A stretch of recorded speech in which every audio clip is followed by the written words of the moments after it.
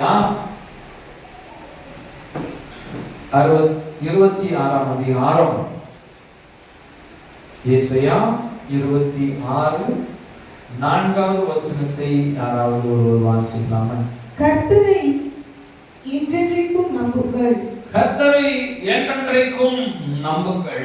கர்த்தராகிய யெகோவா நித்திய கன்மலையாய் இருக்கிறார். நித்திய கன்மலையாய் இருக்கிறார். ஹல்லேலூயா, ஹல்லேலூயா. ஒரு நிமிடம் தாமே கண்களை மூடி தலைகளை தாழ்த்தி பரிசுத்த ஆவியானவரே எங்களோடு பேசும் அப்போ நம்முடைய சத்தத்தை கேட்கட்டும் ஆண்டவரே. என்னிலே நீர் உங்கள் வார்த்தைகளை போடும் அப்பா, உங்கள் சத்தத்தை மாத்திரம் கேட்கட்டும். நாங்கள் தேவனுடைய வார்த்தை எனக்கு என்ன பேசப்பட போகிறது என்று வாஞ்சியோடு வந்திருக்கிற உங்கள் பிள்ளைகளை என் தேவனை பலப்படுத்துங்க, பரிசுத்தப்படுத்துங்க. உங்களுடைய வார்த்தைகளால எங்களை சுத்திகரிங்க ஆண்டவரே. பேசும் நாங்கள் கேட்கிறோம். இயேசு நாமத்தில் பிதாவே, ஆமென். ஹல்லேலூயா. இங்க தேவனுடைய வார்த்தை சொல்கிறது, படிப்போமா? கர்த்தரை என்றென்றைக்கும் நம்புங்கள். கர்த்தரை என்றென்றைக்கும் நம்புங்கள். கர்த்தராகிய யெகோவா நித்திய கன்மலையாய் இருக்கிறார். நித்திய கன்மலையாய் இருக்கிறார். ஹல்லேலூயா, ஹல்லேலூயா. இந்த தேவனாகிய கர்த்தர் வல்லமையும் மகத்துவமும் உடையவராய் இருக்கிறார். ஹல்லேலூயா. இவரே சர்வவல்லமுள்ள தேவன். இவர் சர்வ சிருஷ்டிக்கும் எஜமானன். இவரே எல்லாவற்றையும் உண்டாக்கின கர்த்தாதி கர்த்தர். ஹல்லேலூயா. நித்திய பிதா இவர்தான். இவருடைய வல்லமை என்றென்றைக்கும் உடையதாக இருக்கிறது. ஹல்லேலூயா. அவரை அசைக்க முடியாது. அவர் கன்மலையை போன்றவராய் இருக்கிறார். அவர் கன்மலையை போன்றவராயிருக்கிறார். ஒரு மலையை அசைக்க முடியுமா? யாராவது போய் எதை வச்சாலும் அசைக்க முடியுமா? பில்ட்ரோசரு எதை கொண்டு போய் அசைக்க முடியுமா? அப்படிப்பட்ட ஒரு மலையை கூட அசைச்சதெல்லாம் நம்முடைய தேவாதி தேவன் அதையும் விட வல்லமை நிறைந்தவராயிருக்கிறார். ஹல்லேலூயா, ஹல்லேலூயா. இந்த தேவனிடத்துல நாம் கற்றுக்கொண்டு அநேக கற்பனைகளையும் தேவனுடைய வசனங்களையும் கேட்கிற தேவனுடைய பிள்ளைகளாய் இருக்கிற நாம் அவருக்கு கீழ்ப்படிந்து அவருடைய வழிகளிலே நடந்து நம்முடைய வாழ்க்கை தேவனுக்கு பிரியமில்லாமல் காணப்படத்தக்கதாக நாம் தேவனை மகிமைப்படுத்துவதிலும் துதிப்பதிலும் கீழ்ப்படிந்து நடப்பதிலும் நாம் முதன்மையானவர்களாய் இருக்க வேண்டும். ஹல்லேலூயா, ஹல்லேலூயா. நாம் முதன்மையானவர்களாய் இருக்க வேண்டும். ஒரு மனுஷன் அவனுக்குள்ள உயிர் இல்லைன்னா எப்படி இருக்கும்? ஒரு மனுஷனுக்குள்ள உயிர் இல்லை, நான் இருக்கிறேன், நான் செத்து போயிட்டேன், என்னால் நிற்க முடியுமா? என்ன இருப்பான்? படுத்துதான் இருப்பான். ஐயா எழுந்திரிச்சு நடங்கன்னு சொன்னாங்க, நடப்போனா?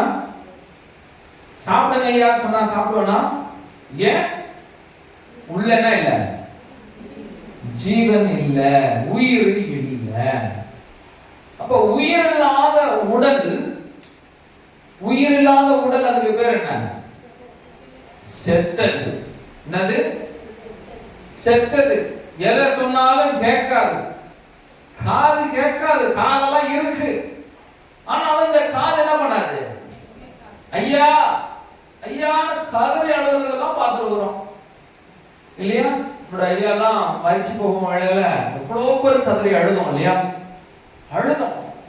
அவருடைய சரீரத்தை பிரியறதுக்கு முடியல, எவ்வளோ வேதனை, கதறி கதறி கதறி அழுகிறோம். ஆனாலும் அந்த காதுகள் கேட்கவில்லை. காரணம், அது செத்த சரீரம், அதுக்குள்ளே உயிர் இல்ல. உயிர் இல்லாதது காது கேட்காது. உயிர் இல்லாதது கேட்குமா? காது கேட்கவே கேட்காது. அந்த காது இருக்குது, ஆனாலும் சத்தம் உள்ள போகுது, ஆனாலும் கேட்காது. ஏன்? அதுக்குள்ள உயிர் இல்ல. அதுக்குள்ள உயிர் இல்ல. நம்மலாம் யாரு? நம்மலாம் யாரு? அப்படியா? உயிருள்ளவங்க ஒரே கை அல்லேலூயா சொல்லலாமா? ஹalleluya. நம்ம எல்லாம் உயிருள்ள தேவனுடைய பிள்ளைங்க. இந்த உயிர் யார் கொடுத்தது தெரியுமா? இந்த சுவாசத்தை யார் கொடுத்தா நம்மளுக்கு? தேவன் என்ன பண்ணினாரு? அவரோட சுவாசத்தை ஆதாமின் மேல் ஊதினார். அவன் ஜீவ ஆத்துமாவாய் மாறினான். ஹalleluya. அவன் ஜீவ ஆத்துமாவாய் மாறினான். நீங்களும் நானும் தேவனுடைய சுவாசத்தை நாம் வைத்திருக்கிறோம். ஹalleluya. அவருடைய மூச்சு இழுக்கிறதும் விடுறதும் அவருடைய ஜீவன் நமக்குள்ளே இருக்கிறது என்பதை நினைவு கூறும்படி செய்கிறது. நம்ம செத்தவர்கள் அல்ல. செத்தவங்க என்ன பண்ண மாட்டாங்க? செத்தவங்க என்ன பண்ண மாட்டாங்க? கீழ்ப்படிய மாட்டாங்க. ஏன் கீழ்ப்படிவாங்களா செத்தவங்க? செத்து போயிட்டான், கடக்குறேன், நான் கீழே கடக்குறேன், பாஸ்டரையா வாங்க டைம் ஆயிடுச்சு, சர்ச்சை போடலாம், இல்ல வாங்க பிரேயர் பண்ணலாம் கூப்பிட்டா பாஸ்டர் என்ன பண்ண மாட்டாரு? ஒரு பதிலும் சொல்ல மாட்டாரு. எனக்கு என்னன்னு கடத்துட்டு இருப்பாரு. இன்னும் கத்தினாலும் சரி காது கேட்காது. ஏன்? செத்ததுதான் காது கேட்காது. நம்ம ஜீவனுள்ள தேவனுடைய சுவாசத்தை பெற்று உயிருடையவர்களாய் இருக்கிற நாம் கர்த்தருக்கு கீழ்ப்படிய வேண்டும். ஹalleluya. ஹalleluya. நம் தேவனுக்கு கீழ்ப்படிகிறதான தேவனுடைய பிள்ளைகளாய் இருக்கிறோம். ஒரு நாளும் கர்த்தருடைய வார்த்தைகளுக்கு செவி சாய்க்கிற மனுஷனா நாம் காணப்படலன்னா நாமும் செத்தவர்களாய் தான் இருப்போம். கிரியை இல்லாத விசுவாசம் செத்தது என்று வேதம் சொல்லுகிறது. வேத வசனம் அழகாய் சொல்லுது. தேவனுடைய வார்த்தையை கேட்கிற நானு கர்த்தருக்கென்று நான் பரிசுத்த வாழ்க்கை வாழலனா, தேவனுடைய வார்த்தையை கேட்கிற நானு அவருக்கு கீழ்ப்படியலனா நானும் கூட செத்தவனாகவே இருப்பேன். நான் தேவனை துதிக்க முடியாது, நான் தேவனை ஸ்தோத்திரிக்க முடியாது, நான் கர்த்தருடைய ஆலயத்துக்கு வர முடியாது. காரணம், நான் செத்தவனாய் இருந்தானா வர முடியாது. ஆனா நான் தேவனுடைய நாமத்தை மகிமைப்படுத்துவதற்கு, தேவனுடைய வார்த்தைகளுக்கு கீழ்ப்படிவதற்கு தேவன் என்னை அவருடைய சுவாசத்தை என்னுள் வைத்து ஜீவ ஆத்துமாவாய் வைத்திருக்கிறார். ஹalleluya. ஹalleluya. ஹalleluya. நம் தேவனுடைய நாமத்தை மகிமைப்படுத்துவதில் நீங்களும் நானும் முதன்மையானவர்களாய் இருந்து கர்த்தரை மகிமைப்படுத்தணும். ஹalleluya. ஹalleluya. அடுத்ததாய் பார்ப்போம். சகரியா 1ஆம் அதிகாரம் 4வது வசனத்துல இருந்து யாரோ ஒருத்தர் வாசிக்கிறீங்களா? சகரியா. உங்கள் பிதாக்களை போலிராதீர்கள், முந்தின தீர்க்கதரிசிகள் அவர்களை நோக்கி உங்கள் பொல்லாத வழிகளையும் உங்கள் பொல்லாத கிரியைகளையும் விட்டு திரும்புங்கள் என்று சேனைகளின் கர்த்தர் சொல்லுகிறார். ஆமென். ஹalleluya. என்ன சொல்றார் கர்த்தர் நம்மட்ட? படிங்க மாத்திரமும். உங்கள் பிதாக்களை போலிராதீர்கள். உங்கள் பிதாக்களை போல இருக்காதீங்க. முந்தின தீர்க்கதரிசிகள் அவர்களை நோக்கி உங்கள் பொல்லாத வழிகளையும் உங்கள் பொல்லாத கிரியைகளையும் விட்டு திரும்புங்கள் என்று சேனைகளின் கர்த்தர் என்று கூப்பிட்டார்கள். சேனைகளின் கர்த்தர் சொல்லுகிறார் என்று கூப்பிட்டார்கள். ஆனாலும் எனக்கு செவி கொடாமலும் என்னை கவனியாமலும் போனார்கள் என்று கர்த்தர் சொல்லுகிறார். போனார்கள், செவி கொடுக்காம போனாங்க என்று கர்த்தர் சொல்கிறார். யாரு செவி கொடுக்காம போனா? பிதாக்கள். பிதாக்கள்னா யாரு? நமக்கு முன்னோர்கள், நம்முடைய forefathers. அவங்க கர்த்தருடைய பிள்ளைகளாய் இருந்தாங்க, தேவனை அறிந்து கொண்டாங்க, தேவனை தொழுது கொள்கிறாங்க. ஆனாலும் தேவனுடைய வார்த்தைகளுக்கு கீழ்ப்படியாம அவர்கள் பொல்லாததை விட்டு திரும்பாத தேவனுடைய பிரியமில்லாத ஜனங்களாய் இருந்தாங்க. அவர்கள் பொல்லாங்கு செய்கிறவர்களாய் இருந்தார்கள். அவர்கள் அக்கிரமக்காரர்களாய் இருந்தார்கள். அவர்கள் கர்த்தருடைய வார்த்தைகளுக்கு கீழ்ப்படுகிறவர்களாய் இருந்திருப்பார்களே, ஆனால் அவர்கள் தேவனுடைய சத்தத்திற்கு செவி சாய்த்திருப்பார்கள். தீர்க்கதரிசிகளை தேவன் அவர்கள் மத்தியிலே அனுப்புகிறார். தேவனுடைய ஊழியர்களை கர்த்தர் அவர்கள் மத்தியிலே அனுப்புகிறார். அவர்கள் தேவனுடைய வசனத்தை கண்டிப்போடு சொல்லுகிறார்கள். ஆனாலும் அதை கேட்கிறவர்கள் அதற்கு கீழ்ப்படியவில்லை. தேவன் சொல்லுகிறார், அப்படிப்பட்ட மனுஷர்களாய் நீங்களும் நானும் இருக்க கூடாது. ஹல்லேலூயா. தேவன் பரிசுத்தர் ஆகையினால நீங்களும் நானும் பரிசுத்தராய் இருக்க வேண்டும். ஆமென். ஹல்லேலூயா. ஹல்லேலூயா. கீழே படியுமா? உங்கள் பிதாக்கள் எங்கே? தீர்க்கதரிசிகள் என்றென்றைக்கும் உயிரோடு இருப்பார்களோ? இராமற் போனாலும் தீர்க்கதரிசிகளாகிய என் ஊழியக்காரருக்கு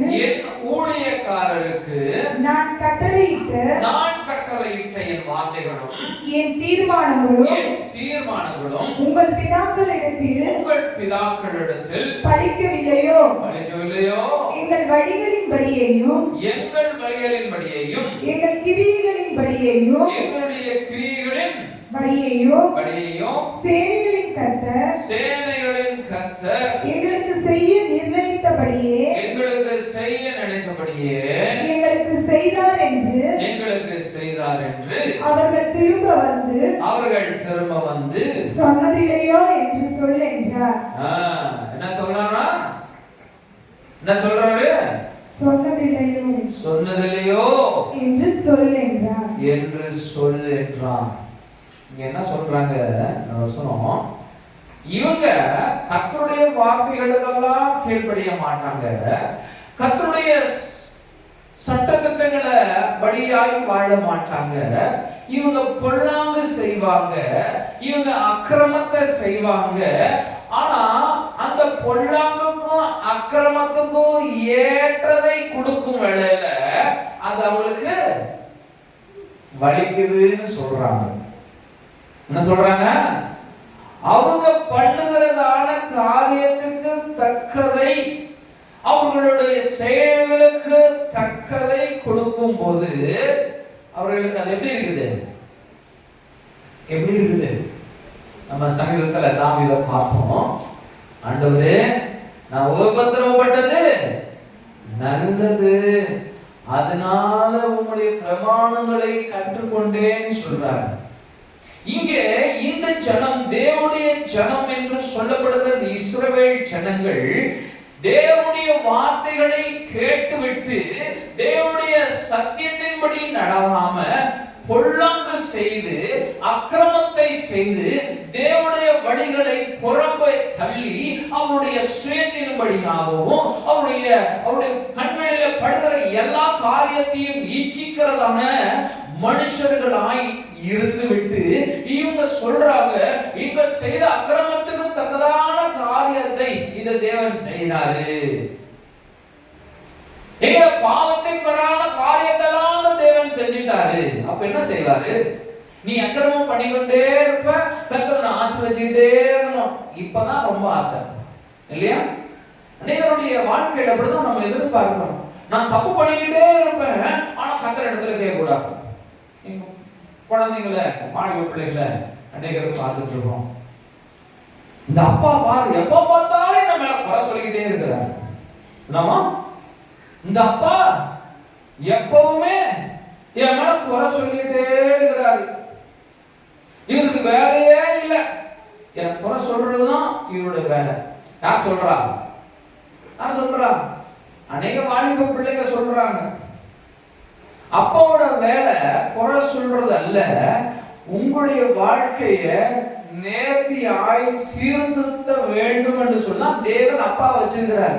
அப்ப அந்த அப்பா அந்த பிள்ளையை கண்டிக்கலனா, வசனம் சொல்லுகிறது, தன் பிள்ளையை கண்டிக்காதவன் தன் பிள்ளையை கண்டிக்காத என்ன பண்றானா? தன் பிள்ளையை எரி நரகத்துக்கு ஒப்பு கொடுக்கிறான் என்று சொல்லுகிறது. அப்போ ஒரு ஊழியக்காரனும் தேவனும் கூட உங்களை எரி நரகத்துக்கு ஒப்பு கொடுக்க கூடாது என்பதற்காக கர்த்தருடைய வார்த்தை மிகவும் தெளிவாய் சொல்லுகிறது. உங்களுடைய வாழ்க்கையை விட்டு மாறி வாங்க. இந்த தாவீதை போல யோசித்து கர்த்தரை மகிமைப்படுத்துங்க. ஆண்டவரே, நான் உபத்திரவப்பட்டது நல்லது ஆண்டவரே, என்ன இப்படிப்பட்ட காரியத்திலே நீர் செய்தீரே, அதற்காக நன்றி. நான் உபத்திரப்பட்டதுனால உங்களோட பிரமாணங்களை நான் கற்றுக்கொண்டேன்.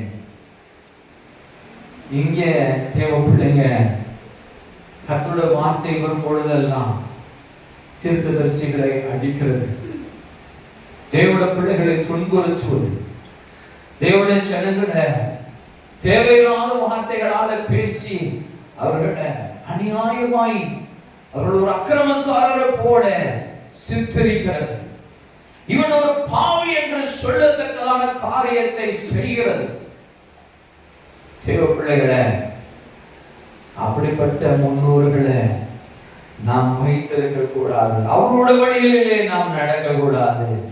நீங்களும் நானும் பரிசுத்த தேவனை ஆராதிக்கிறவர்கள். ஹல்லேலூயா.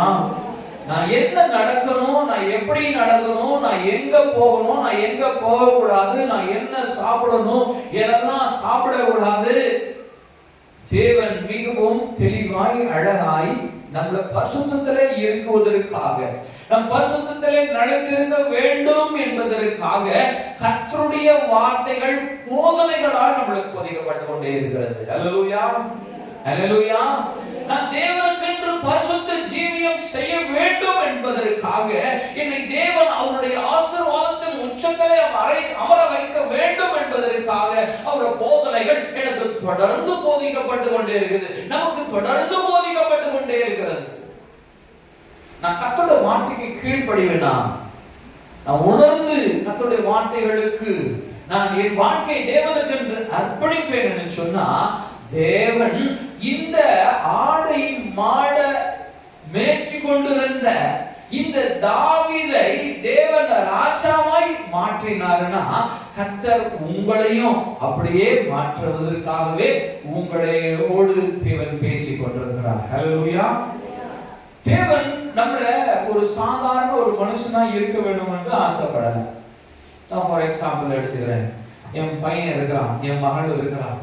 என் மகளையோ என் பையனையோ நான் சாதாரண ஒரு வேலைக்கு அனுப்பணும்னு ஆசைப்படுவேன்னா என்ன பண்ணுவேன்? நான் என் பிள்ளைங்க டாக்டர் ஆகணும், பிள்ளைங்க இன்ஜினியர் ஆகணும், பெரிய பெரிய தேவ ஊழியக்காரர்களாக மாறணும், இப்படிதான் நம்முடைய ஆசையா இருக்கும். ஹல்லேலூயா.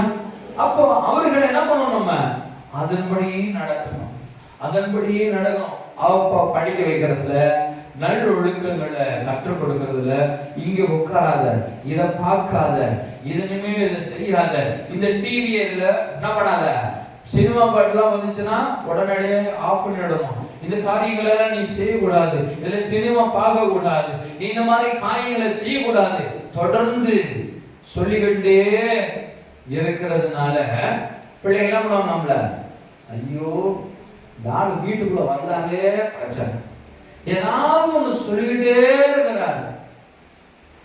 உயிருள்ள தேவனுடைய மகனாய் இருக்கிறதுனால நீங்கள் செத்ததான காரியங்களை செய்யக்கூடாது என்பதற்காக தேவனுடைய ஜீவனை பெற்றுக்கிற நம்ம என்ன பண்ணுகிறோம்? அந்த செத்து போன காரியங்களை செய்ய வேண்டாம் என்று சொல்லுகிறோம். பாவத்தின் சம்பளம் மரணம் என்று வேதவசனம் சொல்லுகிறது. ஆகையினால நாம் பாவத்துக்கான காரியங்களை செய்யும் வேளையில கர்த்தர் அவருடைய போதனைகளை நம்மளுக்கு அனுப்புகிறார், அவருடைய வார்த்தைகளை நம்மளுக்கு அனுப்புகிறார். நீங்க தேவனுக்கென்று காணப்படுகிற பரிசுத்தவான்கள், பரிசுத்த வார்த்தைகள் என்பதற்காக, நீங்க தேவனுடைய நித்திய ஜீவனை சுதந்திரித்துக் கொள்ள வேண்டும் என்பதற்காக அவருடைய போதனைகளால நம்மளுக்கு போதித்துக் கொண்டே இருக்கிறார். ஹல்லேலூயா, ஹல்லேலூயா. கர்த்தருடைய பிள்ளைகள் ஒரு நாளும் தேவனுடைய வழிகளை விட்டு விலகி விடக்கூடாது. ஹல்லேலூயா. நம்முடைய முன்னோர்கள் எல்லாரும் தவறான காரியங்களை செய்துட்டாங்க. தேவனுடைய பிள்ளைகள் நீங்களும் நானும் அப்படியான ஒரு காரியத்தை செய்து விடக்கூடாது. இஸ்ரவேல் ஜனங்கள் தவறான காரியத்தை செய்து விட்டாங்க. அவருடைய அக்கிரமத்தை தேவன் சுட்டி காமித்து தேவனுடைய தீர்க்கதரிசிகளால அவர்களால திட்டப்பட்டு அவர்கள் போதிக்கப்பட்டோம். அவர்கள் என்ன சொன்னாங்க தெரியுமா? தீர்க்கதரிசி என்ன பண்றாருன்னா சபிச்சுக்கிட்டே இருக்கிறான். தீர்க்கதரிசி சபிச்சானா அந்த தீர்க்கதரிசிக்கு ஏதாவது கிடைக்குமா? தீர்க்கதரிசி தேவனுடைய வார்த்தைய போய் சொல்றார். இப்படி பண்ணா இப்படி நடந்துரும், இந்த காரியம் நடக்கும், இவன் வர போறான், இவன் உங்களை வெட்ட போறான், அவன் உங்களை சங்காரம் செய்வான், இந்த தேவனுடைய ஆலயம் இடிக்கப்படும். இதெல்லாம் தீர்க்கதரிசி போய் அவர்களிடத்துல எச்சரிக்கிறார், சொல்றார். இப்படி எல்லாம் இருக்க கூடாதுப்பா, இந்த அக்கிரமத்தெல்லாம் விட்டுடுங்க, நீங்க தேவனை தேடுகிறவர்களாய் மாறுங்க, நீங்க தேவனை பிடிச்சுக்கோங்க. ஆனா தீர்க்கதரிசியை பார்த்து தேவனுடைய மனுஷர்களை பார்த்து அவங்க என்ன செஞ்சாங்க தெரியுமா? அடிக்கிறாங்க. அவர் ராஜா சொல்றான், நான் இதே வேலை, எப்ப பார்த்தாலும் சபை விட்டுனே இருக்கிறான், எப்ப பார்த்தாலும் சபிச்சுட்டே இருக்கிறான். அவன் சபிக்கல, கர்த்தருடைய வார்த்தையை வாய்களிலே இருந்து தேவன் போடுகிறார். தேவனோட வாய்களிலே அவருடைய வார்த்தையை போடுகிறார். ஓடுற மனுஷனை இவன் வாயை மூடிட்டு இருக்க முடியுமா? வாயை மூடிட்டு இருந்தானா வாய் வெடிச்சு போயிடும். அவனால இசைகள் தீர்க்கதரிசி சொல்றாரு, என்னுடைய எலும்புகள் எல்லாம் குடையுதுடா, குடையுது, என் எலும்புகள் குடையுது, என்னால சும்மா இருக்க முடியல, நான் பேச மாட்டேன்னு ஆண்டவரிடத்துல சொல்லிட்டேன், ஆனாலும் என் எலும்பெல்லாம் குடையுது, என் தேவனுடைய வார்த்தை என்னையில தோண்டுகிறது, நான் போய் சொல்லுவேன். என் பிள்ளைகளை சாகடிக்க போறாங்க, இந்த பெலிஸ்தர் வர போறாங்க, இந்த மனுஷன் நேபுகாத்நேச்சர் வர போறான், உங்களை சங்காரம் பண்ண போறான்ப்பா, இந்த பிசாசு மனுஷன் வந்து உங்களை வெட்டி போட போறான். தேவன் காமிக்கிறாரு, தரிசனங்களை காமிக்கிறாரு. தீர்க்கதரிசி வந்து சொல்லுகிறார். ஆனா தீர்க்கதரிசி கிடைச்சது என்ன தெரியுமா? தேவனுக்கு செவி சாய்க்காததுனால தீர்க்கதரிசியை அடிச்சு கொண்டு போய் குழியில போட்டுறாங்க. தீர்க்கதரிசிகளை கொலை செய்தாங்க, தேவனுடைய மனுஷர்களை அடித்து துன்புறுத்துறாங்க, அவனை கொண்டு போய் ஜெயில போட்டு அடைச்சிடுறாங்க. என்ன நடந்தது அவருடைய வாழ்க்கையில? என்ன நடந்தது? இந்த தீர்க்கதரிசி சொன்ன அனைத்து காரியங்களும் அவருடைய வாழ்க்கையில நடந்தது. ராஜா முதற்கொண்டு, சிறு பிள்ளைகள் முதற்கொண்டு, மிருக ஜீவன்கள் முதற்கொண்டு சங்காரத்திற்கு தேவன் ஒப்பு கொடுத்தார். சங்காரத்திற்கு தேவன் ஒப்பு கொடுத்தார். அப்படிப்பட்ட ஒரு காரியம் நம்முடைய வாழ்க்கையில நிறைவேறக்கூடாது. அல்லேலூயா. அப்படிப்பட்ட ஒரு காரியம் நம்முடைய வாழ்க்கையில ஒரு நாளும் நிறைவேறிடக்கூடாது என்பதற்காக கர்த்தர் நம்மளோடு பேசிக்கொண்டே இருக்கிறார். அல்லேலூயா. கர்த்தர் நம்மளோடு பேசிக்கொண்டே இருக்கிறார். அவருடைய நாமம் மகத்துவம் உள்ளது. அவர் சர்வவல்லம் உள்ளவர். அவர் அசைக்கவே முடியாது. அவருடைய ராஜ்யம் நித்திய ராஜ்யம். இந்த நித்திய ராஜ்யத்துக்கு பிறகு நீங்களும் நானும் தேவனோடு கூட வாழ வேண்டும் என்று தேவன் பிரியமாயிருக்கிறார். ஹல்லேலூயா. அவர் வாழ வேண்டும்னு சொல்லி உங்களோட அவர் வாழணும், உங்களோட அவர் ஐக்கியமா இருக்கணும், உங்களோட அவர் சாப்பிடணும்னு அவர் ஆசையோடு இருக்கிறார். நீங்க ஆயத்தமா இருக்கிறீர்களா? நீ கத்திரத்துல உங்களை ஒப்பு கொடுப்பீங்களா? எடுத்துக்கொள்வோமா? யாக்கோபு 1 அதிகாரம் 2-3 வசனங்களை கொஞ்சம் எடுத்து வாசிக்கலாமே. யாக்கோபு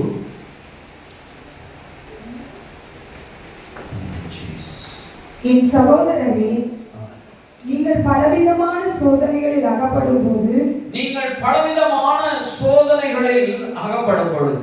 உங்கள் விசுவாசத்தின் பரீட்சையானது பொறுமையை உண்டாக்கும் என்று அறிந்து அதை மிகுந்த சந்தோஷமாக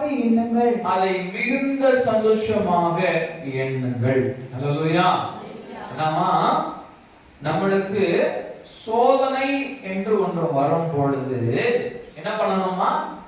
பொறுமையோட என்ன பண்ண வேண்டும்? அந்த சோதனையை சந்தோஷமாய் ஏற்றுக்கொள்ளணும். ஹல்லேலூயா. நம்ம தப்பு பண்ணாம யாராவது ஒருத்தர் பலாரம் அடிப்பாங்களா? அப்படி ஒரு அடி விழுதுன்னா நான் என்ன பண்ணணும்? நிஜம் ஐயோ நான் தப்பு பண்ணிட்டு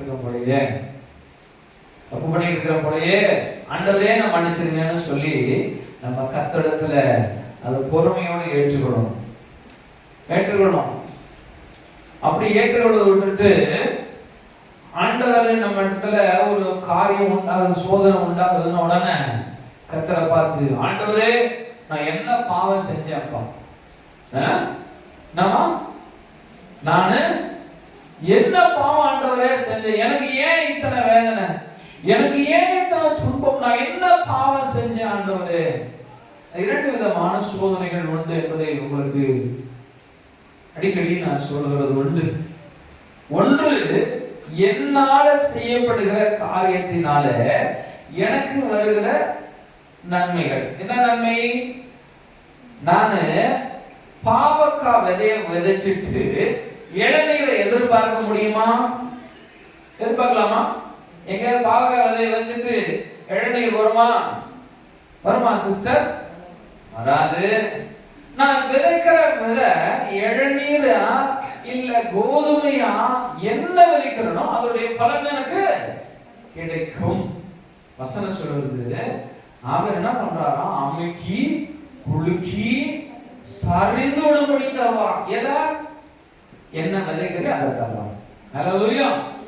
நான் விதைக்கிறதெல்லாம் பாவக்காயா விதைச்சிட்டு நான் பேரிக்காயா எதிர்பார்த்தனா எப்படி கிடைக்கும்? நம்மளோட வாழ்க்கையில பேரிக்காய் எப்படி ஆப்பிள் கிடைக்கும்? நான் விதைச்சது என்ன? பாவக்காவோட விதை விதைச்சிடும். நம்ம எதிர்பார்க்கிறது ஆப்பிள் எதிர்பார்க்கிறோம், பேரிக்காய் எதிர்பார்க்கிறோம், இளநீர் எதிர்பார்க்கிறோம். எப்படி வரும்? தேவன் சொல்றாரு, நான் என்ன விதைக்கிறேனோ அதை அமுக்கி குலுக்கி சரிந்து விடும்படி தரேன்றார். அப்போ எனக்கு சரிந்து விடும்படி எதை செஞ்சாலும் அதான் தருவார். ஹல்லேலூயா, ஹல்லேலூயா. நம்ம நல்லது மட்டும்தான் சரிந்து விடும்படி வாங்கணும், கெட்டதெல்லாம் வாங்கக்கூடாது. அப்ப நான் என்ன விதைச்சிருக்கணும்? நன்மையை விதைச்சிருக்க வேண்டும். ஹல்லேலூயா, ஹல்லேலூயா. தேவன் நம்மள எந்த மனுஷனையும் சோதிக்கிறது இல்லைன்னு சொல்லுகிறாரு. ஒரு சோதனை, என்னால விதைக்கப்பட்ட விதையின் பலனை அனுபவிக்கிறதான ஒரு காரிய சோதனை. இன்னொரு காரியம், நான் கர்த்தருக்கு பிரியமாய் இருந்து வாழ்கிறதுனால பிசாசு என்ன பண்ணுவான்? என்னை அநேக காரியத்தினாலே சோதிப்பான். நம்ம அநேக காரியத்தினாலே சோதிக்கப்படுகிறவர்களாய் காணப்படுவோம். அப்படி பிசாசு நம்மளுக்கு விரோதமாய் எழுப்புகிற சோதனைகளை தேவனுடைய பலத்தினாலே வெல்லலாம். ஹல்லேலூயா, ஹல்லேலூயா. தேவ பலன், அவருடைய வல்லமை உங்களோடு இருக்கும். பிசாசின் வல்லமைகளை முறியடித்து ஜெயம் பெற்றுக் கொள்வீர்கள். ஹல்லேலூயா. இந்த ரெண்டு காரியம் தான் நம்மளுக்கு சோதனைகளாய் வரும். ஒன்னு நான் விதைக்கிறது, இன்னொன்னு பிசாசு செயல்படுகிறார். ரெண்டு சோதனை தான். ஆனா அந்த சோதனை வரும் பொழுது தேவன் சொல்லுகிறார், படிங்க வசனம் திரும்பவும். ஆனாலும் இல்ல சகரியா யாக்கோபு 1. நீங்கள் பலவிதமான சோதனைகளில் அகப்படும் பொழுது மைக்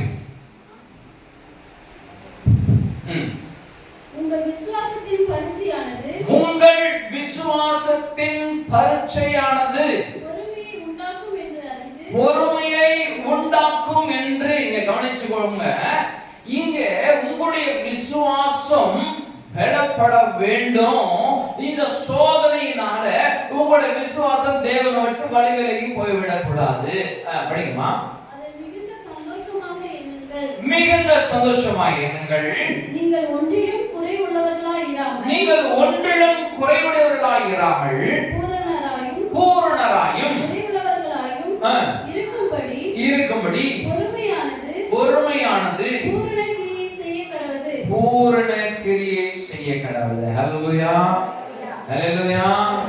என்ன சொல்றாரு? நம்ம எல்லாருக்கும் பொறுமை வேணும், பொறுமை வேணும். தாங்கிக் கொள்ளுகிற தேவ பலன் நம்மளுக்கு உண்டாகும். ஹல்லேலூயா. பொறுமையோடு அதை சாதிக்கப்படணும். அப்ப தேவன் வருவாரு. இந்த மகன் என் பிள்ளையாச்சு, பாவக்காயெல்லாம் விதைச்சிட்டா, இனிமேல் உங்களுக்கு பாவக்காய் வேண்டாம். என் மகளுக்கு நான் ஆப்பிள் விதைய விதைக்கிறேன், என் மகன் ஆப்பிளா சாப்பிட்டோன்னு அவர் நம்மள நன்மையான விதைகளை விதைச்சு நம்மளோட வாழ்க்கையில ஆசீர்வாதத்தை மிகுதியாய் தருவார். ஹல்லேலூயா, ஹல்லேலூயா. ஆனா கர்த்தர் சொல்றாரு, மீண்டும் இந்த பாவத்தை செய்யாதே, மீண்டும் இந்த அக்கிரமம் உனக்குள்ள வர வேண்டாம். நீ தேவனுடைய பிள்ளை, நீ கர்த்தருக்கான மகள், நீ நன்மையே விதை அப்படின்னு கர்த்தர் சொல்லுகிறார். ஹல்லேலூயா. இரண்டாவது காரியம் படிப்போம். யாக்கோபு 1:22 படிங்க. அல்லாமலும் இல்ல 1 யாக்கோபு 1:22. நீங்கள் உங்களை வஞ்சியாதபடிக்கு திருவசனத்தை கேட்கிறவர்களாய் மாத்திரமல்ல, திருவசனத்தை கேட்கிறவர்களாயும் மாத்திரம் அல்ல, அதன்படி செய்கிறவர்களாயும் இருங்கள். அதன்படி செய்கிறவர்களாயும் இருங்கள். ஹல்லேலூயா. வசனத்தெல்லாம் கேட்கிறோம், கேட்டுட்டு வெளியில போன உடனே அடி தட்டி விட்டு போற மாதிரி போயிடக்கூடாது. ஹல்லேலூயா. தேவனுடைய வசனத்தை கேட்கிற நம்ம அதன்படி நடக்க பிரயாசப்படணும், அதன்படி வாழ பிரயாசப்படணும். ஒரு காரியம் உங்கள்கிட்ட சொல்லணும். நம்ம பிரியாணி போட்டு வச்சுட்டு, சிஸ்டர் பிரியாணி உங்களுக்கு பிடிச்ச மட்டன் பிரியாணி சாப்பிடுங்க சிஸ்டர் முன்னாடி வச்சிருக்கிறாங்க. நீங்க அமைதியிலே உட்கார்ந்து இருப்பீங்களா? அமைதியில உட்கார்ந்து இருப்போமா? என்ன பண்ணுவோம்? இமிடியேட்டா கையை வைப்போம். கடகடன்னு கைக்கும் வாய்க்கும் என்ன பண்ணுவோம்? கடகட மேல நடக்கும் இல்லையா? என்னைக்காவது பிரியாணி போட்டு கொடுத்ததுக்கு அப்புறம் நான் சாப்பிடுறதுக்கு ட்ரை பண்றேன்னு சொல்லுவோமா? யாராவது பிரியாணி போட்டு கொடுத்ததுக்கு அப்புறம் ட்ரை பண்ணிருக்கீங்களா சாப்பிடுறதுக்காக? பண்றோமா? இங்க தேவனுடைய வசனம் என்றதான ஆகாரம் உங்களுக்கு கொடுக்கப்பட்டிருக்கிறது. ஹல்லேலூயா. இதை நீங்க எடுத்து புசிக்க வேண்டும். புசிக்கிறதுனா உங்களுடைய வாழ்க்கையில அதை நீங்கள் ஏற்றுக்கொண்டு அதன்படி நடக்க வேண்டும். ஹல்லேலூயா. அப்போ தேவனுடைய வார்த்தை எனக்கு போதிக்கப்படுவது எதற்கு? அந்த வார்த்தைகளை ஏற்றுக்கொண்டு என் வாழ்க்கையில் அப்படியே நடப்பதற்கு. ஹல்லேலூயா. அப்போ இந்த திருவசனத்தை கேட்கிறவர்களாய் மாத்திரம் அல்ல, அதன்படி நடக்க வேண்டும் என்று கர்த்தர் சொல்கிறார். ஹல்லேலூயா, ஹல்லேலூயா. அடுத்ததா யாக்கோபு 2:19 வசனத்தை 20 வசனத்தை கொஞ்சம் படிங்களேன். தேவன் ஒருவர் உண்டென்று விசுவாசிக்கிறவராய் அப்படி செய்கிறது நல்லதுதான். தேவன் இருக்கிறார், நம்புறேன், உண்மையா நான் இயேசுவை விசுவாசிக்கிறேன், நல்லது. பிசாசுகளும் விசுவாசித்து என்னவா? நடுங்குகிறது. அப்ப நம்மளோட விசுவாசம், நம்முடைய பக்தி, வைராக்கியம், நடுக்கம் எப்படிப்பட்டதா இருக்கிறது? படிங்க 20. வீணான மனுஷனே, கிரியைகள் இல்லாத விசுவாசம் செத்தது என்று நீ அறிய வேண்டுமோ? உனக்கு அது தெரியும் தானே? உனக்கு தெரியும் தானே கர்த்தர் சொல்கிறார். உனக்கு விசுவாசம் நல்லாவே தெரியுமே, தெரிஞ்சிருந்தோம் இப்படி செய்யலாமா? தெரிஞ்சிருந்தோம் நீ இப்படி வாழலாமா? தெரிஞ்சு வசனத்தை கேட்கிற நம்முடைய வாழ்க்கையில இந்த வசனம் கிரியை செய்யலன்னா கிரியை இல்லாத விசுவாசமா இருக்கும். அப்ப அந்த கிரியை இல்லாத விசுவாசம் அது செத்ததாக இருக்கும். பாஸ்டர்கிட்ட செத்து போனதுக்கு அப்புறம் கொண்டு வந்து என்ன வச்சாலும் சரி, பாஸ்டர் நல்ல வாசமுள்ள சென்ட் பாஸ்டர் உங்களுக்காக தான் வாங்கிட்டு வந்தேன், இதை அடிச்சு பாருங்க, மோந்து பாருங்க, பாப்பாரா பாப்பாரா ஆக்க மாட்டார். ஏன்? அவர் போயிட்டார். அவர் போய் சேர வேண்டிய இடத்துக்கு போயிட்டார். பிள்ளையே, உன்னுடைய விசுவாசம், நம்மளுடைய விசுவாசம் செத்து போனதான விசுவாசமாய் இருக்கக்கூடாது. அது கிரியுடைய விசுவாசமாய் இருக்க வேண்டும். ஹல்லேலூயா. கர்த்தருடைய வசனம் என்னிலே காணப்பட வேண்டும்.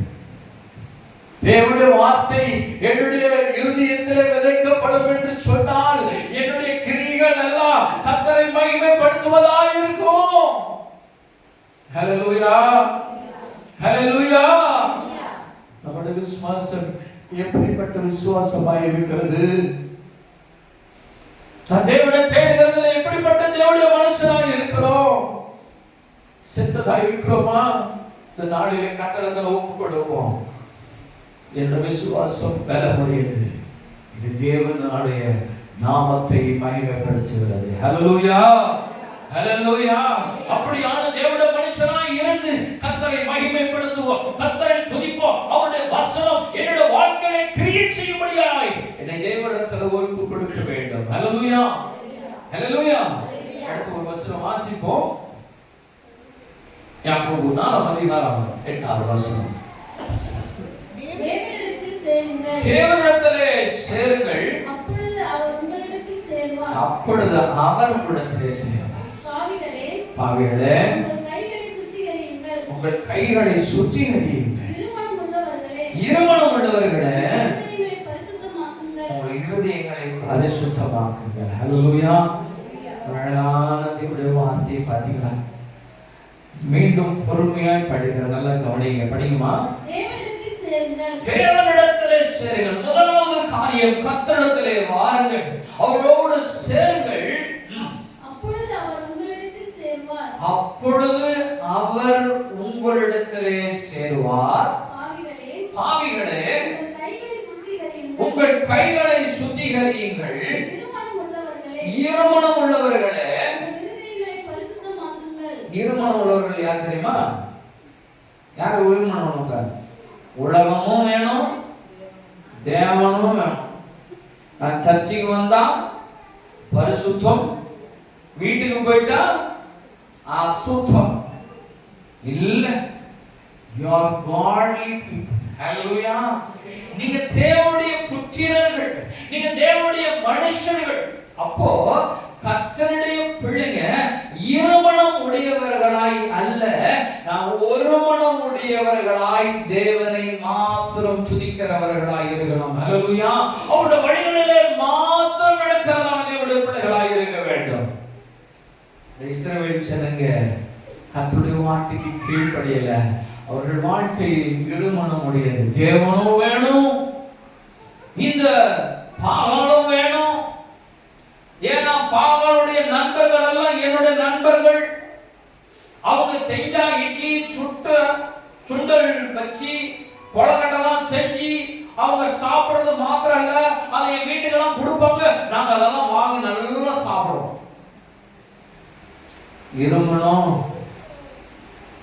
கர்த்தருக்கு பிரியமில்லாத காரியத்தோடு நீ இணைந்து செயல்படுகிற மனுஷனாய் வாழாத. கர்த்தர் தேவன் என்றால் அவரிடத்திலே வாழ்க. கர்த்தர் உண்மையுள்ள தேவன் என்றால் அவரோடு வாழ உங்களை தேவனிடத்தில் அர்ப்பணியுங்கள் என்று சொல்லுகிறார். இஸ்ரவேல் ஜனங்க இருமனம் உடையவர்களாக இருந்தாங்க. தேவனுடைய வார்த்தை எத்தனையோ முறை இவர்களுக்கு போதிக்கப்பட்டு கொண்டே இருக்கிறது. ஆனால் அவர்களுடைய வாழ்க்கை மாறவே இல்லை. கர்த்தர் அவர்களை நிர்மூலமாக்க ஒப்புப்படுத்திட்டார். தேசமே அழிந்து விட்டது. ஜனங்கள் எல்லாம் சிதறடிக்கப்பட்டாங்க. கிட்டத்தட்ட 2000 வருஷங்களுக்கு அந்த தேசம் மேப்லயே இல்லை. அந்த தேசம் மேப்லயே இல்ல. ஆனாலும் அவருடைய இரக்கம் பாருங்க, என் பிள்ளைகளை மீண்டும் நான் கூட்டி சேர்ப்பேன்னு சொல்லி அந்த தேசத்தை மீண்டும் உருவாக்கினார். ஹல்லேலூயா, ஹல்லேலூயா. அவருடைய பிள்ளைகளப்பா, நீங்களும் நான் அவனோட பிள்ளை. நான் எத்தனை முறை விழுந்தாலும், என் கர்த்தர் என்னை அடிச்சாலும் என்னை தூக்கி எடுப்பாரு, என்னை கட்டி அணைப்பாரு, எனக்கு முத்தங்களை கொடுப்பாரு, என்னை தட்டி கொடுப்பாரு, என்னை கரம் பிடிச்சு நடத்துகிற தேவன் என்னோட தேவன் ஒருவர் மாத்திரமே. ஹல்லேலூயா, ஹல்லேலூயா. நம்முடைய அப்பா அவ்வளவு அன்பு உள்ள அப்பா. நம்முடைய ஏசப்பா அத்தனை அன்பு உள்ளவர். அப்ப எத்தனை அக்கிரமம் பண்ணினாலும் நம்மளை மன்னித்து மறக்கிறவராக இருக்கிறார். அடிக்கிறாரு, ஆனா அதே கரம் தான் நம்மளை அணைச்சு கொள்வாரு. நம்ம தப்பு பண்ணதான் அடிப்பாரு.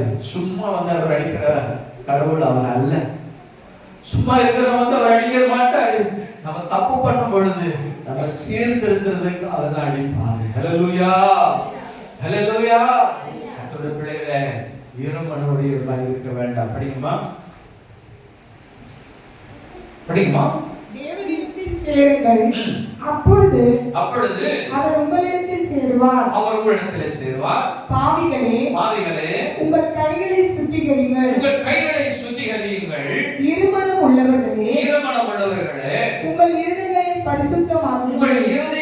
பரிசுத்தமாக்குங்கள். அது தேவனுக்கென்று மாற்றுங்க. நீங்கள் துயரப்பட்டு துக்கித்து அழுங்கள்,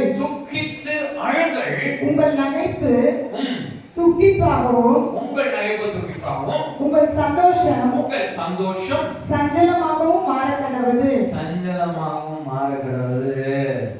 அப்படி போக வேண்டாம். நம்மளோட சந்தோஷம் சஞ்சலமாய் மாறக்கூடாதுன்னா நீங்க கர்த்தரிடத்திலே சேர வேண்டும் என்று கர்த்தர் சொல்லுகிறார். ஹல்லேலூயா, ஹல்லேலூயா, ஹல்லேலூயா. யாக்கோபு 4:14 அதிகாரம் படிச்சிருக்கோமா? நாளைக்கு நடப்பது உங்களுக்கு தெரியாதே. உங்கள் ஜீவன் எப்படிப்பட்டது? கொஞ்ச காலம் தோன்றி பின்பு தோன்றாமல் போகிற புகையை போல் இருக்கிறதே. ஆதலால் ஆண்டவருக்கு சித்தமானால் நாங்களும் உயிரோடு இருந்தால் இன்னதை செய்வோம் என்று சொல்ல வேண்டும். ஹல்லேலூயா. நம்ம நாட்கள் ஒரு புகை போல மறைஞ்சு போயிடுமா? நம்மளோட நாட்கள், இந்த பூமியில வாழற நாட்கள் ஒரு புகை போண்டி அப்படி மறைஞ்சு போயிடுது இல்லையா? ஒரு புகை மூட்டணும்னா புகை உண்டாகும். அதுக்கப்புறம் என்ன ஆச்சு? புகை காணாம போச்சு. எங்க போச்சு? அது இருக்கிற இடமே தெரியாது. நமது வாழ்க்கை அப்படிப்பட்டதான ஒரு வாழ்க்கையை தான் தேவன் சொல்லுகிறார். ஆனா இந்த வாழ்க்கைக்காக நாம் படுகிற பிரயாசங்களை பார்த்தா இதுதான் வாழ்க்கை, இதுதான் நிரந்தரம் என்று நாம் நினைத்து கொண்டு வாழ்ந்து கொண்டு இருக்கிறோம். இந்த மாம்சத்துல வாழ்கிற இந்த வாழ்க்கை உண்மை அல்ல. இது உண்மையா வாழ்றோம்னா, ஆனா இது நிரந்தரம் அல்ல. நிரந்தர வாழ்க்கை கர்த்தரோடு வாழ்கிற வாழ்க்கை, அது நித்தியத்தின் வாழ்க்கை. இந்த மறைந்து போகிற வாழ்க்கைக்காய் நாம் படுகிற பிரயாசம் அதிகமாக இருக்கிறது. அந்த நித்தியத்துக்காய் வாழ்கிற வாழ்க்கை ரொம்ப குறைவாக இருக்கிறது, ரொம்ப கொஞ்சமா இருக்குது. ஆனா மாயமாய் மாற போறதுக்கு அதிகமாய் வாழ்றோம், நித்தியமாய் வாழ போறதுக்கு கொஞ்சமாய் வாழ்றோம். இது நியாயமா? நீங்களே சொல்லுங்க. நீங்களே கர்த்தர் உங்கள்கிட்ட கொடுக்கிறாரு. இது நியாயமா? புகையை போல மறைச்சு போற இந்த வாழ்க்கைக்கு நீங்க எவ்வளவு பிரயாசப்படுகிறீங்களே, அந்த நித்தியத்துக்காக நீங்க வாழ போறதுக்கு நீங்க என்ன பிரயாசப்படுகிறீர்கள் என்று கர்த்தர் இடத்துல கேட்கிறார். அதுக்காய் பிரயாசப்படுகிறது அதிகமாக்குங்க. இந்த உலகத்துல மறைஞ்சு போக போறது புகையை போல மறைஞ்சு போகிற இந்த வாழ்க்கைக்கு படுகிற பிரயாசத்தை குறைச்சிக்கோங்க. அதற்காய் அதிகமாய் பிரயாசப்படுங்க. எதற்காக? நித்தியத்தை சுதந்திரித்து கர்த்தரோடு நித்தம் வாழ போகிற அந்த வாழ்க்கைக்காக, அந்த பரலோகத்தின் ஜீவியத்திற்காக உங்களுடைய பிரயாசங்களை அதிகப்படுத்துங்கள். ஹல்லேலூயா, ஹல்லேலூயா, ஹல்லேலூயா. கர்த்தர் நல்லவர், அவரை நம்புங்க, அவரோட வழிகளில் நடங்க, கர்த்தர் உங்களை கரம்பிடித்து நடத்துவார். யாரோ ஒருத்தர் எசேக்கியேல் 3ஆம் அதிகாரம் கொஞ்சம் வேகமா வாசிங்க, நேரம் கடந்து விட்டது. 2 வசனம் முடிச்சுட்டு போயிடலாம். ஹல்லேலூயா. எசேக்கியேல் 3ஆம் அதிகாரம் 7ஆம் வசனத்துல இருந்து படிக்கலாமா? எசேக்கியேல் 3:7.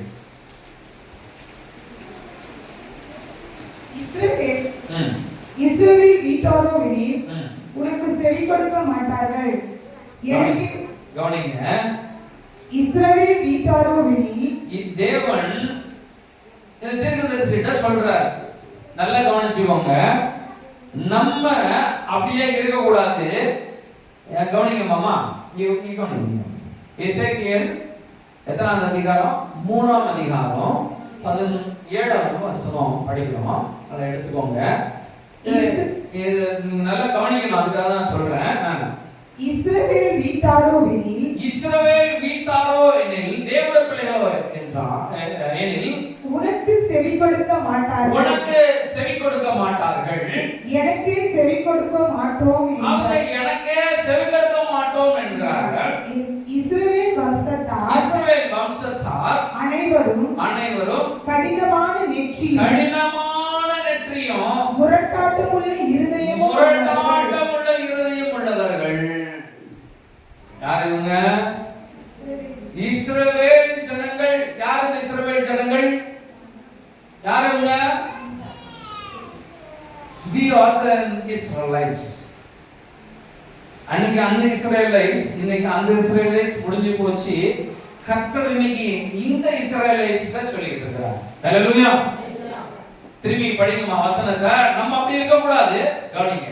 இஸ்ரவேல் வீட்டாரோ எனில் உனக்கு செவி கொடுக்க மாட்டார்கள், எனக்கே செவி கொடுக்க மாட்டோம் என்கிறார்களே. எனக்கே செவி கொடுக்க மாட்டோம் என்கிறார்களே. இஸ்ரவேல் வம்சத்தார் அனைவரும் கடினமான நெற்றியும் முரட்டாட்டமுள்ள இருதயமும் உள்ளவர்கள். கீழே படிங்கம்மா. இதோ, நல்லா கவனம் பண்ணுங்க. இதோ உன் முகத்தை அவர்கள் முகத்துக்கு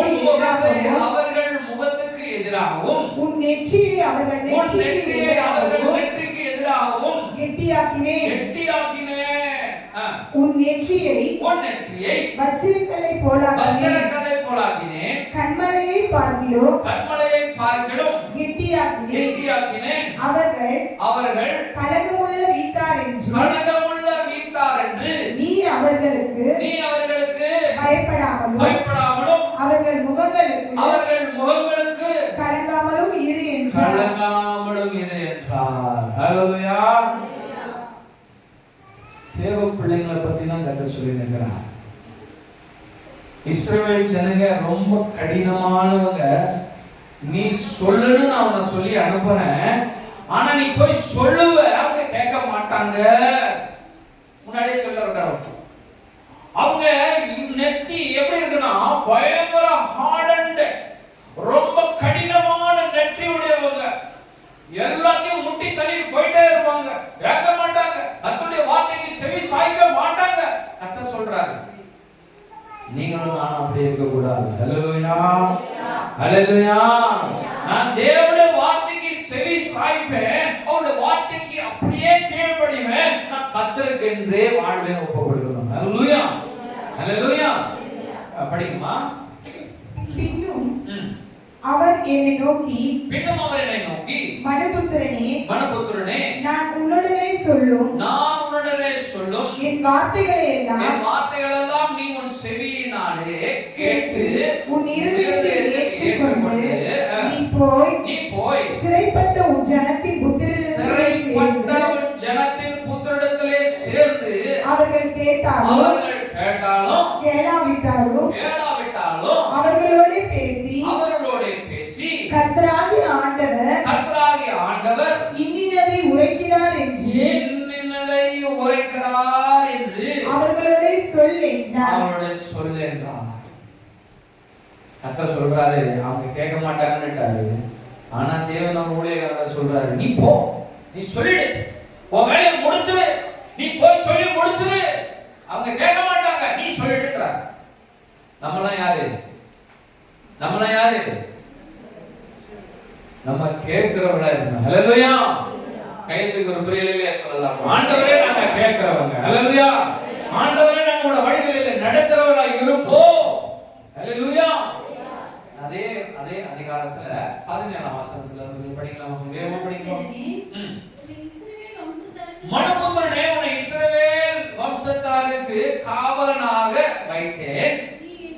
நீ வாயினாலே வார்த்தையை கேட்டு என் நாமத்தினாலே அவர்களை எச்சரிப்பாயாக.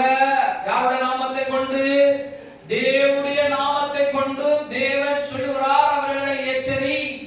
இங்கே தேவனுடைய வார்த்தை சொல்லுகிறது 9ஆம் வசனத்துல பாத்தீங்கன்னா, அவர்கள் கலகமுள்ள வீட்டார் என்று அவர்களுக்கு பயப்படாமலும் அவர்கள் முகங்களுக்கு கலகாமலும் இரு. இவங்க கலகக்காரர்கள், இவர்கள் கடினமுள்ள இருதயவங்க. நீ எதை சொன்னாலும் உன்னை அடிப்பாங்க, நீ எதை சொன்னாலும் இவன் சபிக்கிறான் என்று சொல்லுவாங்க. இவன் இப்படிப்பட்ட கலக வீட்டாரு, அவங்களுக்கு நீ பயப்படாத, நீ பயப்படாத. நான் சொல்ல, நீ போய் சொல்லிடு. படிக்குமா?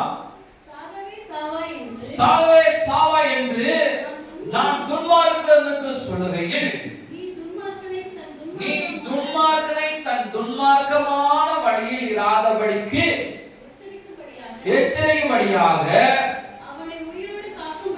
அவனை உயிரோடு காக்கும்படியாகவும் அதை அவனுக்கு சொல்லாமலும் நீ அவனை எச்சரிக்காமலும் இருந்தால் அந்த துன்மார்க்கன் தன் துன்மார்க்கத்திலே சாவான். அவன் இரத்த பழியையோ உன் கையிலே கேட்பேன். கவனிச்சிட்டீங்களா? ஊழியக்காரனுக்கு, தீர்க்கதரிசிக்கு கர்த்தர் சொல்ற வார்த்தை, நீ அந்த துன்மார்க்கனை நீ எச்சரிக்கலனா, அந்த துன்மார்க்கன் தன்னோட துன்மார்க்கத்திலே செத்துட்டான் அப்படின்னா அவனுடைய இரத்த பழியை நான் உன்னிடத்திலே கேட்பேன்னு சொல்றார். தேவப்பிள்ளைகளே, கர்த்தர் உங்களிடத்திலையும் சொல்றாரு, உங்களுக்கு அறிஞ்சு தெரிஞ்சு ஒரு மனுஷனோ மனுஷியோ குடும்பமோ பாவம் செய்வார்கள் என்று சொன்னா இந்த வசனத்தை ஞாபகம் வச்சுக்கோங்க. நீங்க அவங்களை எச்சரிச்சு அவங்கள பாவத்திலிருந்து விடுதலை செஞ்சு கர்த்தருடைய பிள்ளைகளாய் மாற்றுங்க. அவன் பாவத்தை செஞ்சு பாவத்துல செத்து போனான் அப்படின்னா அந்த இரத்தப்பழியை தேவன் உங்களிடத்துல கேட்பேன் என்று சொல்லுகிறார். அப்ப நீங்க கீழே படிக்குமா வசனத்தை? நீ துன்மார்க்கனை எச்சரித்தோம். கவனிங்க, அவன் தன் துன்மார்க்கத்தையும் தன் ஆகாத வழியையும் அவன் விட்டு திரும்பாமே போவானாக, துன்மார்க்கத்திலே சாவான். நீயோ வென்றால் உன் ஆத்துமாவை தப்புவிப்பாய். ஹல்லேலூயா.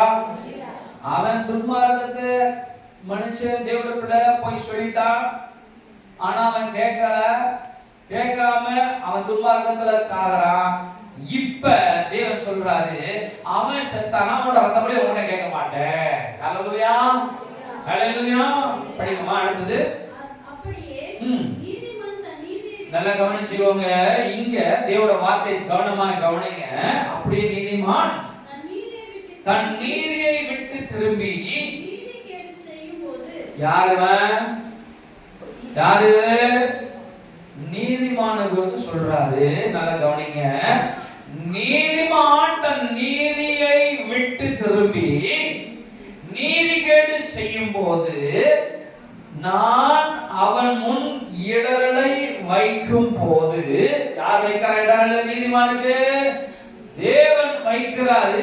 காரணம், நீதிமான் நீதியை விட்டு வழிவிலகி போகிறதுனால இடரல் அவருடைய வாழ்க்கையில தேவன் வைக்கிறார். அவன் சாவான். எதுல? அவன் தேவனுடைய நீதியை செய்யாதவனாய், அவன் தேவனுக்கு பிரியமில்லாததை செய்வதனால தேவன் சொல்லுகிறார், இந்த நீதிமான் சாவான். இல்ல படிக்குமா? நீ அவனை எச்சரிக்காதபடியினாலே அவன் தன் பாவத்திலே சாவான். யார் எச்சரிக்கல? நீதிமான் இங்க தப்பு செய்யறான், தேவனுடைய ஜனம் தப்பு பண்ணுது, தேவனுடைய விசுவாசி தப்பு பண்ணுது. அப்ப தப்பு பண்ணும் பொழுது ஊழியக்காரனாய் தேவனுடைய மனுஷர்கள் அவர்களை போய் தட்டி கொடுத்து உன்னை ஆசீர்வதிக்கவே ஆசீர்வதிப்பேன்னு சொல்லி அந்த ஆத்துமாவை தீர்த்திருத்தாம அந்த ஆத்துமாவுக்கு சத்தியத்தை சொல்லி அவர்களை நீதியிலே நிலைநிறுத்தாம அவன் அக்கிரமத்துக்கு அவன் எச்சரிப்பு கொடுக்காம இந்த ஊழியக்காரன் காணப்பட்டானா, கர்த்தர் சொல்றாரு அவன் அக்கிரமத்திலே சாவான், அவன் செஞ்ச அநீதிக்கான காரியத்திலே அவன் சாவான். கேட்கப்படுமா? அவன் செய்த நீதி நினைக்கப்படுவதில்லை. அவன் செஞ்ச நீதி எல்லாம் நினைக்கப்படாது. அவனுடைய ரத்த பழியையோ, கவனமாய் கவனிங்க, யார் கையில கேட்பான்? நீ சொல்லல நீதிமானாக பார்த்துட்டு இருந்தையே, அவன் அக்கிரமம் செஞ்சாலும் அவனை நீதிமான்னு சொன்னியே, இந்த நீதிமானிடத்துல போய் சத்தியத்தை சொல்லலையே. இன்னைக்கு அநேக சபைகளில விசுவாசிகளை பார்த்து ஊழியக்கார ஏதாவது சொன்னா ஊழியக்கார மேல கோவிச்சு கொள்றாங்க. அநேக இடத்துல சொன்னதை இந்த வேலையில நான் நினைவுபடுகிறேன். கர்த்தர் ஒரு மனுஷனை எச்சரிக்கிறாருன்னா அந்த மனுஷன் தன் பாவத்தோடு திரும்ப வேணும். கர்த்தர் ஒரு மனுஷனுக்கு எச்சரிக்கை உண்டாகுதுன்னா அந்த வீடு பாவத்தில் இருந்து திரும்பணும். திரும்புவதை விட்டுட்டு இந்த ஊழியக்காரனை சபிச்சுட்டான்னு சொல்லி நீங்க அந்த பாவத்துல மறுப்பீங்க அப்படின்னா அந்த பாவம் ஊழியக்காரன் மேல சாரப்பா. இந்த ஊழியக்காரன் மேல தேவன் ஒரு வார்த்தை கேட்க மாட்டாரு. இந்த ஊழியக்காரன் மேல ஒரு பாவமும் ஊழியக்காரன் மேல சாராது. ஆனா நீ செஞ்ச நீதி எல்லாம் அது செத்ததாய் போயிடும். நீ செஞ்ச எவ்வளவு காலமாய் நீதியாய் வாழ்ந்தது செத்ததாய் போயிடும். தேவன் சொல்றாரு உங்களுடைய நீதியை அவர் நினைக்கவே மாட்டேன் என்றார். ஹல்லேலூயா, ஹல்லேலூயா. நாம் எப்படிப்பட்ட தேவனுடைய பிள்ளைகளாக இருக்கிறோம்? நீதி செய்யறது எவ்வளவு படிச்ச வழிவழியை போயிடக்கூடாது. நீங்க கர்த்தருடைய வார்த்தையை கேட்கிறவங்க, கர்த்தருடைய வார்த்தையை நினைத்து நிற்பீங்கன்னா கர்த்தர் உங்களை அதிகமாய் ஆசீர்வதித்து நீங்க இந்த உலகத்துக்கு வெளிச்சமாய் கர்த்தர் உங்களை மாற்றுவார். என் கர்த்தருடைய வார்த்தையை கீழ்ப்படியுங்களா? இந்த நாளில் ஒரு முடிவு எடுப்போம்ப்பா. ஆண்டவரே, என் கண்ணுக்கு யாரு தவறு பண்ணனாலும் நான் இயேசுவின் நாமத்தினால நான் அவரிடத்துல போய் நான் பேசுவேன், அவர்களை சீர்திருத்துவேன்ப்பா. அவர்களை கர்த்தருக்கு நான் மாற என் வாயை திறந்து நான் பேசுவேன்னு சொல்லி நம்ம அப்படி மனதால் படித்ததாம் கர்த்தரத்துல சொல்லுவோம். என்னை பரிசுத்தப்படுத்துங்கப்பா, என்னை சுத்திகரிங்க ஆண்டவரே.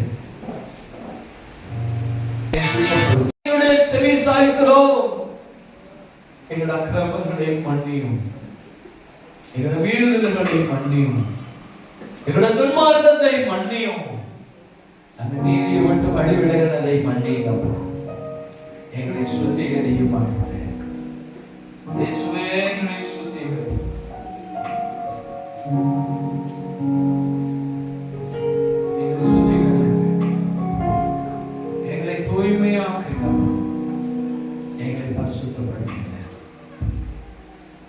நான் உங்களுக்காய் ஜெபிக்க போகிறேன். இதயத்தில் கை வைத்தவர்களாய் கரங்களை தூக்கி கர்த்தரிடத்தில் ஒப்பு கொடுப்போமா? ஒரு கை இதயத்தில் வச்சுக்கோங்க, ஒரு கை கர்த்தருக்கு நேராய் திருப்பி கொள்ளுங்க. போங்க, ஆண்டவரிடத்தில் ஒப்பு கொடுங்க. ஆண்டவரே, என்னை சுத்திகரிங்க, உங்க ரத்தத்தால் என்னை கழுவி சுத்திகரி. மீண்டும் ஒரு விஷயத்தை மன்னியும், மீண்டும் ஒரு விசை பண்ணி ஆண்டவரே என்னை சுத்திகரிங்க. நான் உமக்காக நான் நீதியிலே நிலைத்திருந்து கர்த்தருக்கென்று கனி கொடுக்கிற பாத்திரமாய் மாற்றும், எங்களை மாற்றும். கர்த்தரிடத்தில் ஒப்பு கொடுக்கிற எல்லா தீவிர பிள்ளைகளையும் பரிசுத்த ஆவியானவரே இரத்தத்தால் கழுவி பரிசுத்தப்படுத்தி ஒரு நீதிமானாய் நிலைத்திருந்தது உடைய வருகை மட்டும் நிலைத்திருக்க கிருபை தார். உடைய நாம மகிமைப்படட்டும் இயேசுவே, உடைய நாம மகிமைப்படட்டும். உள்ள நேரமாய் உங்களோடு பேசின பரிசுத்த ஆவியானவருக்கு நன்றி செலுத்துகிறேன். தொடர்ந்து எங்களை வழி நடத்தும் பரிசுத்த பாதைகளை நீரின் பாதைகளுக்கு நடத்துகிறேன். இயேசுவின் நாமத்தில் ஜெபம்